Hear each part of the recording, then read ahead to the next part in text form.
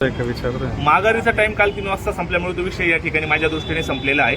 आणि जर मला आता आपल्या माध्यमातून कळतंय की उदय सावंत साहेब आणि गिरीश भाऊ महाजन दोघे नाशिकमध्ये त्या ठिकाणी आलेले आहे आणि जर त्यांना कदाचित मला भेटायचं असेल त्यांनी मला कॉल केला तर नक्कीच त्यांच्या भेटीला जाईल। पण निवडणुकीतून माघार आता होऊ शकत नाही। लोकशाहीमध्ये जाहीर पाठिंबा हा विषय येत नाही। जो काही याचा निवडणुकीचा जो काही नियम अटी असतात त्याच्यामध्ये काल 3 वाजेनंतर माघारीचा कुठलाही विषय राहिलेला नाही। काल या सगळ्या नाट्यमय घडामोडींमध्ये तुम्हाला निलेश बोरा यांनी देखील फोन केलेला होता, तुमच्या बंधूंनी फोन केला होता, तुम्ही 5 मिनिटात पोहोचणार होते। नेमकी मध्ये असं काय घडलं की तुम्ही माघारी घेऊ? नाही, काल त्या ठिकाणी मला गिरीश भाऊ माझ्यानंतर सकाळी फोन झालेला, आमची सविस्तर चर्चा पण झाली होती आणि आमची भूमिका गणेश भाऊंची माझी स्पष्ट झाली होती की आपण या निवडणुकीतून माघार द्यायची। पण आमदार पुत्रांनी जो आमच्या बापाचा उद्धार केला त्याच्यामुळे माझा त्या ठिकाणी जो निर्णय होता तो मी बदलवला।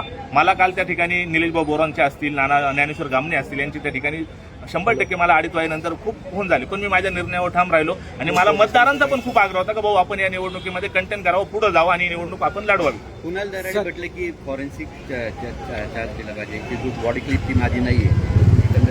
आता काय झालंय, 14 दिवस निवडणुकीच्या प्रचाराला बाकी। कुणाल दराडेंनी ती क्लिप घ्यावी, फॉरेन्सिकला जावं आणि त्याचा अहवाल त्यांनी आपल्याला सादर करावा, मला माझा प्रचार करून द्यावा। त्यांनी असं देखील म्हटलंय की आम्ही नाही तर तुम्ही फॉरेन्सिक तपासणी करावी, हा ऑडिओ जो आहे तो माझा नाही। मी तेच सांगतोय का त्यांनीच ती करावी आणि त्याचा खुलासा त्यांनी त्या फॉरेन्सिक रिपोर्टच्या माध्यमातून आपल्याकडे द्यावा। ते असं पण म्हटलं की दराडे आणि गीते हे दोघंही बंधू आहेत, घरातले आमचे संबंध आहेत।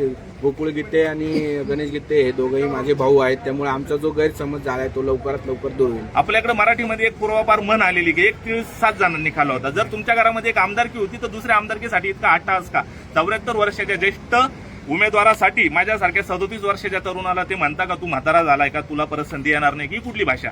त्यांनी शिवराळ भाषा वापरण्याऐवजी किशोर दराडे जर माझ्यापर्यंत आले असते, मला नम्र विनंती केली असते तर नक्कीच काहीतरी त्या ठिकाणी माझा निर्णय बदललेला असता। आता याच्यामध्ये असं वाटतं की निवडणुकीमध्ये तुमचा विजय होईल आणि याबद्दल काय तुम्ही कशा पद्धतीने पाहता? निवडणुकीचा जय विजय पराजय हा मतदारांच्या हातात असतो आणि या मतदारांची इच्छा आहे हा निष्क्रिय उमेदवार त्यांच्यावर लादलेला आहे, त्याबद्दल ते पुढे त्या ठिकाणी सक्रिय किंवा पॉझिटिव्ह नाही आणि त्यांचा नक्कीच मला मोठ्या संख्येने पाठिंबा मिळेल। फक्त त्यासाठी मला उमेदवारांपर्यंत पोहोचावं लागणार आहे आणि जर आपण मला ती संधी आजपासून दिली, काय होतंय मी कालपासून प्रचारात आहे पण मला वारंवार त्या ठिकाणी आपल्याला भेटावं लागतंय। जर आजपासून मला तुम्ही मोकळीक दिली तर मी नक्कीच त्या 619 मतदारांपर्यंत पोहोचणार आणि 350 पेक्षा जास्त मतदारांना माझ्या बाजूने वळून माझा विजय त्या ठिकाणी मी निश्चित करेन। आपण काल ऑडिओ क्लिपमध्ये असं त्यांना सांगितलंय किशोर दराडेंना का मला असं वाटतंय का यावेळेस आमची उमेदवारी जी आहे ती झालेली आणि आमचा विजय यावेळेस आम्हाला चान्सेस आहे, का आपल्याला सर? हे बघा, आपण त्या ठिकाणी लोकशाहीचे एक स्तंभ आहात आणि आपल्याला माहित आहे का या मतदारसंघामध्ये काय वातावरण आहे। मागच्या 8 वर्षामध्ये मी वारंवार सांगतो की मागच्या 8 वर्षामध्ये जे काही आता 74 वर्षाचे ग्रोथ आहे ते मागच्या 8 वर्षामध्ये कुठेही या ठिकाणी या मतदारसंघामध्ये फिरकलेले नाही